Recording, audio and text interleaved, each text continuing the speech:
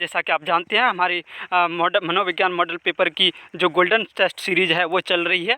आप 9 बजे हमारे टेलीग्राम लिंक पर आकर के उसको पेपर को अटेम्प्ट कर सकते हैं और 10 बजे हम विश्लेषण करके अपने यूट्यूब चैनल पर आपको उनका जो है सॉल्यूशन प्रोवाइड कराते हैं। तो कृपया चैनल को लाइक और सब्सक्राइब और शेयर करते रहें। और अब मनोविज्ञान की संपूर्ण तैयारी जो है लेट्स लर्न 2.0 की जिम्मेदारी है और आपको एक बेहतरीन प्लेटफॉर्म के ज़रिए से एक बेहतरीन तरीके से आपको जो है साइकोलॉजी की तैयारी कराई जाएगी। और उसी क्रम में आज हमारा सेकंड वीडियो जो है वो लेकर आए हैं मनोविज्ञान का सामान्य परिचय। और इसमें आप देखेंगे कि मनोविज्ञान की जो सामान्य परिभाषा हैं उनको हमने किस तरीके से पिरोया है। आप चलिए हम स्टार्ट करते हैं। मनोविज्ञान का सामान्य परिचय लेट्स लर्न 2.0 हमारा चैनल है। कृपया इस चैनल को लाइक और सब्सक्राइब और शेयर ज़रूर करें। मनोविज्ञान को शताब्दियों पूर्व दर्शन शास्त्र की एक शाखा के रूप में माना जाता था। आपको बताएं जो मनोविज्ञान है उसको शताब्दियों वर्ष पूर्व जो है दर्शन शास्त्र एक शाखा के रूप में माना जाता था, लेकिन धीरे धीरे जो है एक इसको मनोविज्ञान का रूप दिया जाने लगा। और साइकोलॉजी शब्द की उत्पत्ति लैटिन व यूनानी, और यूनानी को ही ग्रीक भाषा कहते हैं। ग्रीक भाषा के दो शब्दों से मिलकर हुई है, जिसका जो है एक है साइके और दूसरा है लोगोस से मिलकर हुई है। जहाँ साइके मतलब आत्मा, साइके का मतलब होता है आत्मा और लोगोस का मतलब होता है अध्ययन करना। अतः साइकोलॉजी का अर्थ हुआ आत्मा का अध्ययन करना।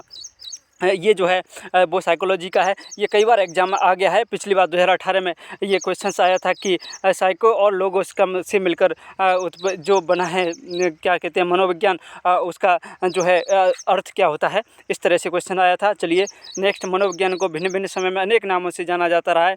आपको पता है जो मनोविज्ञान है उसको भिन्न भिन्न समय में अनेक नामों से जाना जाता रहा है, जिसमें आपको देखेंगे सबसे पहले साइकोलॉजी जो है साइंस ऑफ साउल यानी आत्मा का विज्ञान माना गया सबसे पहले। और ये जब कब माना गया, ये माना गया 16वीं शताब्दी में। कब? 16वीं शताब्दी में साइकोलॉजी को आत्मा का विज्ञान कहा जाता था।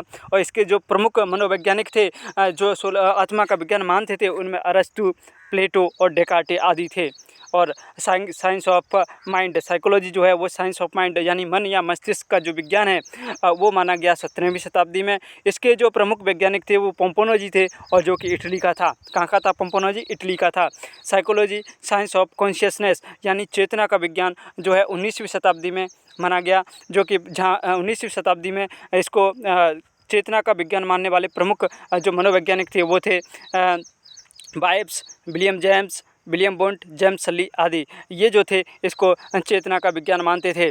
चलिए नेक्स्ट नोट है यहाँ पर कि मैकडूगल ने अपनी पुस्तक आउटलाइन साइकोलॉजी के पृष्ठ 16 पर चेतना का एक बुरा शब्द बताकर उसकी आलोचना करते हुए लिखा है कि चेतना एक बहुत बुरा शब्द है और यह मनोविज्ञान के लिए बहुत ही दुर्भाग्य की बात है कि यह शब्द साधारण प्रयोग में आ गया है। मैकडूगल ने किसकी आलोचना की तो आपको बताएं, ये जो है आउटलाइन साइकोलॉजी के पृष्ठ 16 पर चेतना को एक बुरा शब्द माना, तो इन्होंने चेतना की कड़ी निंदा की, चेतना शब्द की।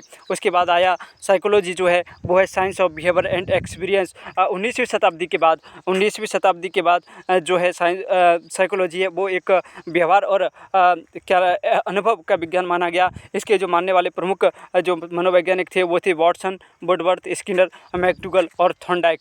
ये थे इसको मानने वाले जो है science of behaviour and experience. चलिए नेक्स्ट, चैनल को सब्सक्राइब और लाइक करते रहें। मनोविज्ञान की अब हैं महत्वपूर्ण परिभाषाएं।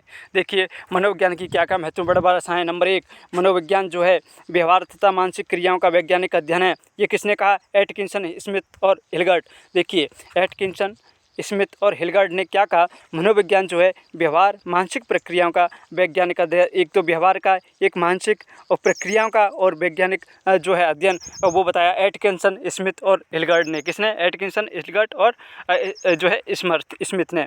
चलिए आधुनिक मनोविज्ञान का संबंध व्यवहार की वैज्ञानिक खोज से है, ये मन ने बताया था। किसने बताया था? ये मन ने। इसको कैसे याद करेंगे? हम सपने में जब नींद में सो जाते हैं तो मन है पता नहीं कहाँ घूमने चला जाता है और पता नहीं क्या क्या चीज़ें देखता है, यानी कि खोज करता है, वैज्ञानिक खोज करता है मन। अतः आधुनिक मनोविज्ञान का संबंध व्यवहार की वैज्ञानिक खोज से है। ये किसने कहा था? ये कहा था मन ने। चलिए सर्वप्रथम मनोविज्ञान ने अपनी आत्मा का त्याग, फिर मन का त्याग, फिर चेतना का त्याग किया और आज मनोविज्ञान व्यवहार की विधि के स्वरूप को स्वीकार करता है। ये जो कथन है ये वुडवर्थ का कथन है। वेरी मोस्ट इम्पोर्टेंट जो है कथन है, ये कई बार एग्जाम्स में आ गया है। तो इसको जो वुडवर्थ ने जो है ये परिभाषा दी थी। चलिए 4 नंबर की जो परिभाषा है वो देखेंगे। तो मुझे कोई भी बालक दे दो, मैं उसे वैसा बना सकता हूँ जैसा मैं बनाना चाहता हूँ। ये जो है वाटसन ने कहा। वाटसन ने कहा कि तुम मुझे कोई सा भी बालक दे दो, मैं उसे वैसा बना सकता हूँ जैसा मैं बनाना चाहूँगा। ये किसने कहा था? ये कहा था वाटसन ने। उसके बाद है 20वीं शताब्दी, बच्चे की शताब्दी है। ये कई बार एग्जाम में ये भी आ गया है। हमने जो मोस्ट इम्पोर्टेंट जो है परिभाषाएं वही इसमें इंक्लूड की हैं। तो 20वीं शताब्दी बच्चे की शताब्दी है। ये किसने कहा था? ये कहा था क्रो ने।